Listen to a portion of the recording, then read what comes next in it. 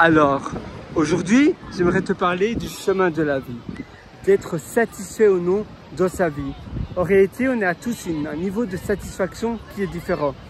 C'est vrai que c'est important de ne pas être satisfait dès la première chose que l'on accomplit, parce que sinon, c'est dur d'avoir de la motivation pour aller plus loin. Si dès le premier milestone, tu es satisfait, eh bien voilà, tu te dis, ben voilà, maintenant je me repose sur mes lauriers. Mais si tu n'es jamais satisfait, que tu veux toujours plus, avoir plus d'argent, avoir plus de maisons, plus de voitures, et que tu n'arrives jamais à te dire, voilà, maintenant je suis content de ce que j'ai fait, s'il faut toujours plus, eh bien jusqu'à ta mort, tu ne seras jamais satisfait, tu ne seras jamais accompli, jamais rassasié de ce que tu réalises. Et ça, il ne faut pas aussi tomber dans ce piège-là, parce que à quoi bon, tu veux toujours te dépasser, toujours faire plus, dormir moins, toujours plus travailler parce que tu penses que tu n'es jamais, finalement, tu n'es jamais satisfait de l'obtention, donc du outcome, du résultat que tu obtiens de tes efforts. Et alors, eh bien, tu vis une vie sans être satisfait, sans être heureux.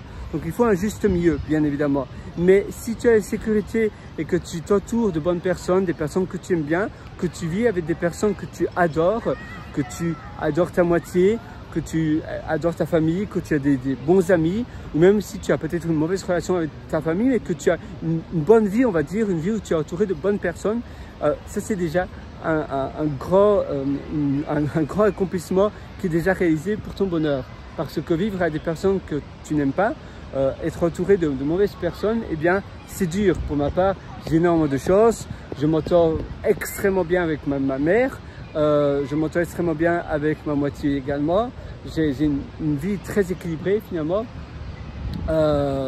Oui, voilà, on a tous un niveau de satisfaction, c'est vrai, qui est différent, mais il faut trouver le bon milieu. Et puis, si tu vis dans une vie qui est sûre, là également ça ajoute déjà beaucoup, ça contribue énormément à ta vie. Et puis après, il faut finalement se dire, voilà, maintenant qu'est-ce que je veux faire, quel est le chemin de ma vie. Si le chemin est beau de la vie, on ne se demande même pas où il mène, on profite tout simplement du chemin de la vie. Si le chemin est beau, on est dans le présent, on profite du présent, quoi demander de plus? Et c'est ça l'exercice à faire, c'est savoir savourer le présent. Par exemple, pour ma part, je m'entends bien avec ma famille, je m'entends bien avec ma copine, je m'entends bien avec mon animal de compagnie, j'ai des chouettes collègues, vraiment. Je fais pas mal de chouettes choses comme cette vidéo avec toi. J'adore aider d'autres personnes à bien vivre. J'ai une vie idéale, mais j'ai dû beaucoup travailler également pour trouver qu'est-ce que c'est finalement avoir une vie heureuse. C'est pas facile et c'est pour cela que j'aime bien faire ces vidéos. Je fais également des ateliers sur mon site pierrelorenzo.com. Et d'ailleurs, si ça t'intéresse, j'ai un lien en dessous en description de cette vidéo. Mais vivre une belle vie, c'est avoir un chemin de vie qui est satisfaisant. Et c'est aussi une question de perception. Parfois, on n'arrive jamais à se dire « Ah oui, voilà, ça c'est bien, j'aime bien cela ». On voit toujours les défauts. On voit toujours « Oui, mais voilà, c'est pas parfait parce que… » Et ça, c'est aussi un problème dans la satisfaction. Quand on n'est jamais satisfait de soi-même, on trouve toujours la petite bête. Et d'accord, ça aide à s'améliorer. Mais si on n'arrive jamais à se satisfaire, comment on peut s'améliorer? Comment on peut tout simplement aimer ce que l'on a parce qu'on est toujours frustré par quelque chose? Et la frustration, ça ajoute de l'énergie négative dans notre vie et c'est pas non plus l'idéal. Donc simplement trouver, et finalement la vie c'est simple, c'est pour ça que je dis simplement trouver le bon équilibre et savoir se reposer, se dire voilà, maintenant je suis satisfait de ce que j'ai et je profite des fruits de mon labeur que j'ai fait dans le passé.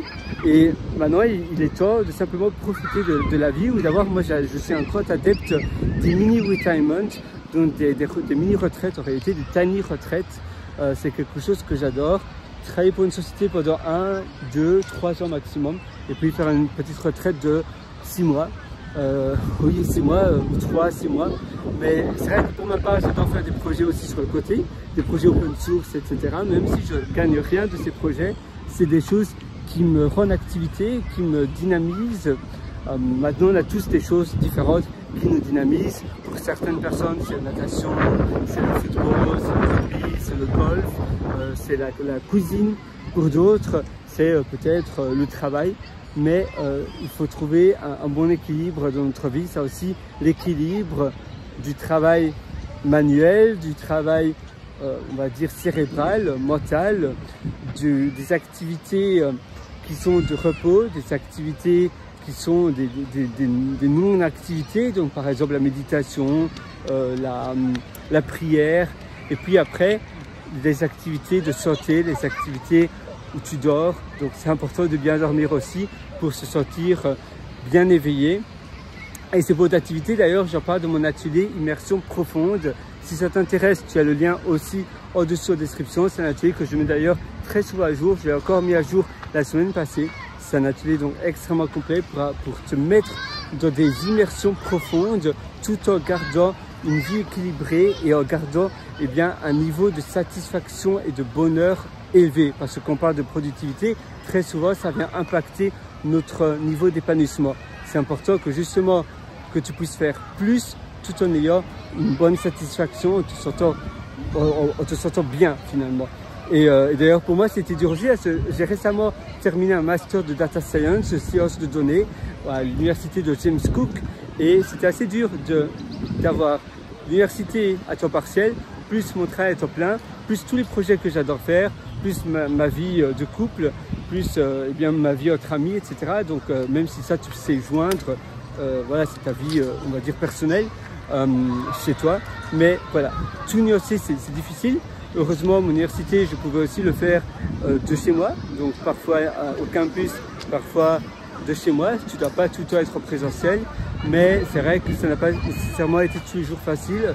Et très souvent, c'est là où notre sommeil, on diminue notre sommeil. Notre sommeil en pâtit. Si notre sommeil en pâtit, après on se sent fatigué, on va plus facilement de mauvaise humeur. Donc c'est aussi des pôles d'activité à faire attention. Il faut se dire, voilà, maintenant il faut davantage dormir. Il faut que, même si j'ai l'impression que c'est une perte de temps, après mon niveau de concentration sera élevé.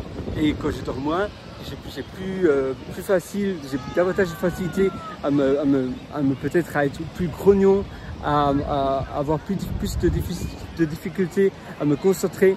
Donc il faut vraiment trouver la bonne balance pour avoir une vie équilibrée. Voilà. Moi sur ce, je te souhaite tout le meilleur. Tu vois, aujourd'hui c'était vraiment une belle journée. Et vas-y, fonce, vraiment, je crois en toi, le meilleur moment pour passer à l'action, c'est aujourd'hui, c'est maintenant. Alors vas-y, tu as toutes les chances de ton côté. Et comme je te disais un peu plus tôt, si le chemin de la vie est beau, si le chemin de la vie est agréable, alors on ne se demande pas où il mène. Tout simplement, on profite de la vie, on profite de ce que l'on a.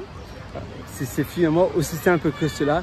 Finalement, le but de la vie, c'est d'être heureux, d'être content. Comme je te disais, si tu t'entoures de personnes qui ne sont pas toxiques, parfois c'est demande de voyager, parfois c'est demande d'aller de d'autres pays. Évidemment, si à chaque fois que tu sors, que tu vas au magasin, les gens ont une tête jusque par terre, ça n'aide pas. Mais on a tous un niveau de sensibilité aussi qui est différent. Donc il faut aussi apprendre à se connaître. Et sur ce, je te souhaite vraiment une excellente journée remplie de bonheur, d'épanouissement, de bien-être.